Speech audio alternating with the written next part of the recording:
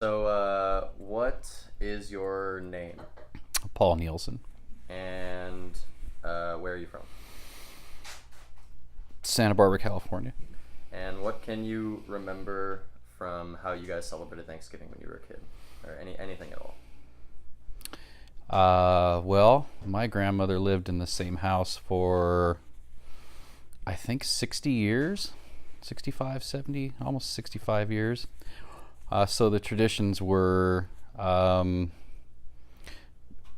pretty concrete, I guess, regular. I've got 25 years of memories basically from there. What did you guys eat? What was like a big thing? Did you guys always go to her house? Did you? Always went to her house. Mm-hmm.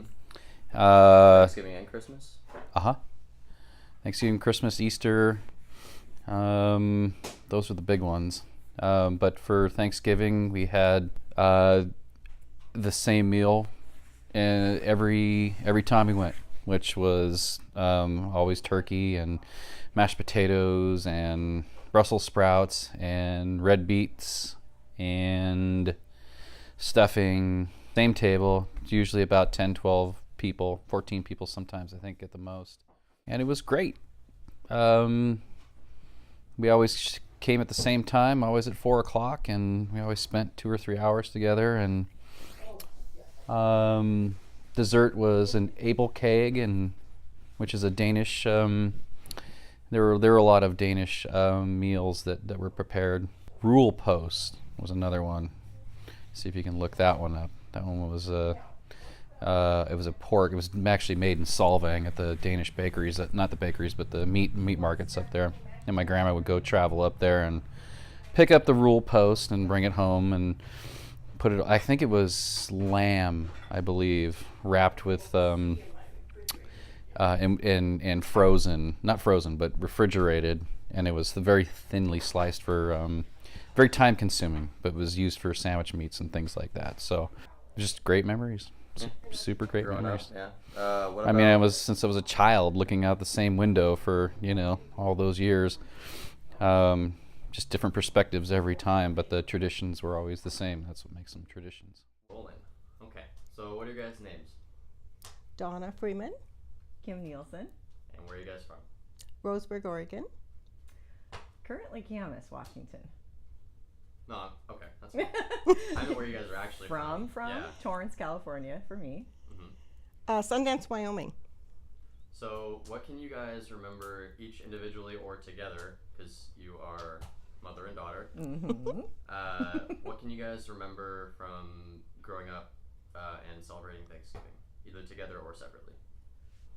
Well, we used to always go over to the Fullers, Great grandma's house and then grandma's house. and I would say there was probably 25, 30 people.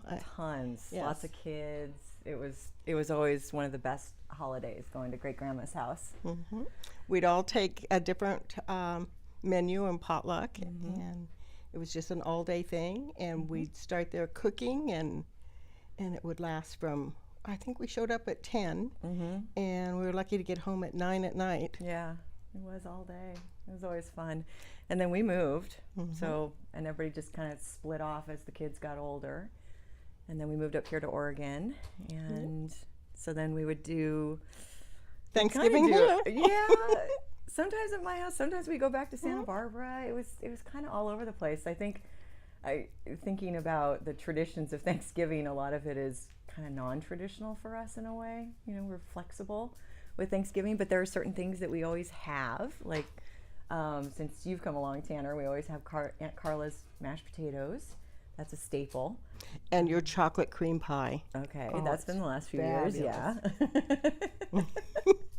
Well, just I think for your childhood, because we would, since you've been born, we have only done probably a few holidays in a row in the same location, because we've moved.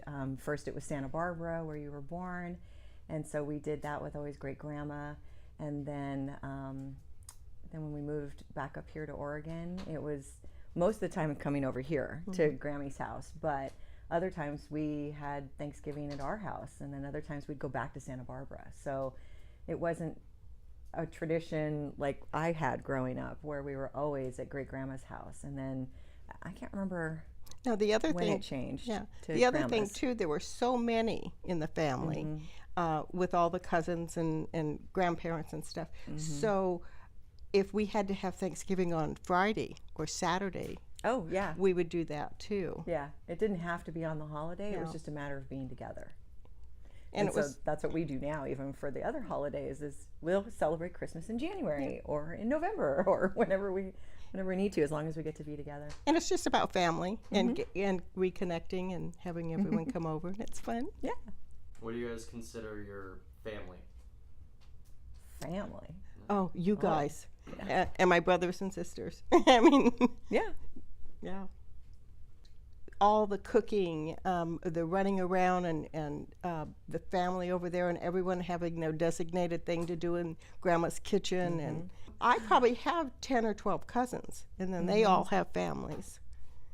And so, yeah. Oh, We had small families, so our families are really small and compact and.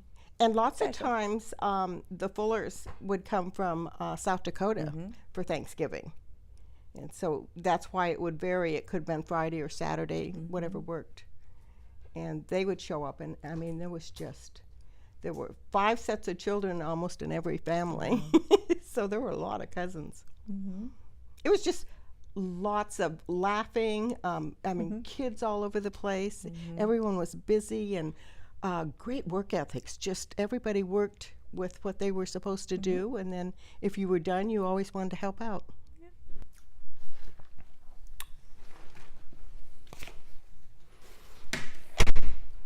Alright, so check this out. For this fieldwork assignment, I got to really delve deep into studying my own family's habits and traditions, much like Horace Minor discussed in the body rituals of the Nasorema. I used my participant observation and conversational interviews with my dad and my grandma and my mom to study the relationship between kinship and American culture and how that is in our society. The interviews I conducted allowed me to practice and apply my anthropological skills that I've learned that Ember discussed. I was able to question my surroundings and academically analyze all of my personal traditions without having to question any of the moral or ethical conundrums or repercussions that might arise in another cultural anthropological study that others might have to deal with. My parents and my grandma were the only people that were available, so I know this video is coming from a more closed perspective. I still found this project very enlightening, and especially with the social and cultural reconstruction of reality with Barry Barnes, I found a new confidence in dissecting my surroundings and questioning everything that I traditionally do. Also, while I know that is not on par with the rest of these sources, the formation of Heritage Elites, Heritage in Action by Maria Fernanda Escalon, was helpful in keeping me grounded and anthropologically focused. As these interviews and my research continued, I began to question every social and cultural construct I ran into, right down to even why I called my grandma my grandma. And when you think about it, kinship and American culture are uniquely and undeniably tied.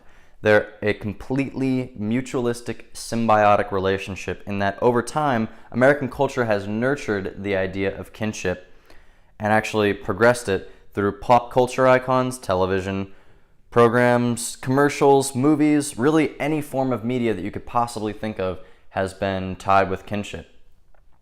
And emotionally, kind of thriving this idea that we're all connected and we all need to be socially and culturally connected. Not that there's anything, wrong or right about that, but even being able to discern this and understanding that there, is other ways of looking at things is a really good thing that I was actually able to accomplish and allow myself to do in this project. And really, I mean, with kinship and American culture, that's really the entire reason that pathos works on people with, feeling sad or upset when losing a loved one, or with, divorce or whatever. Really, the only reason that we care about anything like that is because we've created the social and cultural construction around why we actually do these things, and it's just become a norm. And so why would we question it anyway? And so that's what I was here to do. If kinship and cohabitation was never introduced into society and it was completely unknown to anybody, I think that the world that we live in would be very different right now, and things that we would be experiencing would be much more lonely, in my opinion. However, as for now, American culture and kinship remain very closely related, and that's the way it's been for a while.